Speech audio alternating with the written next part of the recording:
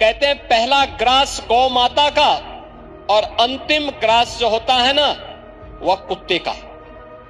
यानी गाय को भी हमने अपने हिस्से का दिया है और कुत्ते को भी एक हिस्सा उसमें प्रदान किया है।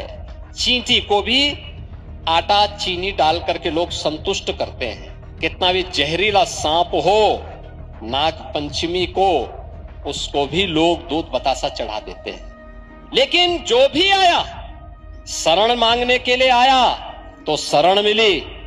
लेकिन यहां बहुत सारे लोगों ने शरण तो ली, लेकिन कुछ लोगों ने शरणार्थी के धर्म का निर्वहन नहीं किया।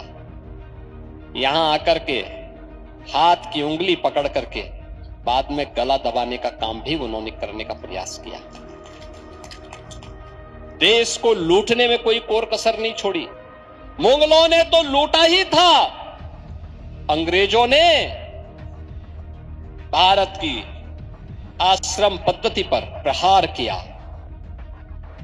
उन्होंने यहां के किसानों को जो उत्पादक था उसको कर्जदाता बना दिया। हमारा हस्तशिल्पी कारीगर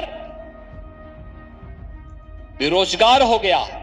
चीन बढ़ रहा था, लेकिन भारत को उस दिशा में आगे बढ़ाना है, इसके लिए जो कोई प्रयास होना चाहिए था नहीं हो पाया उस कालखंड में। परिणाम क्या था? धीरे धीरे करके भारत धीरे धीरे करके कमजोर होता गया। देश दिग्भ्रम की स्थिति में पड़ गया। परिणाम क्या था? हमारे सामने असमंजस की स्थिति थी। एक ऐसा चौराहे पर हम खड़े थे जहां पर हर व्यक्ति किम कर्तव्य विमूढ़ की स्थिति में था। और परिणाम क्या था?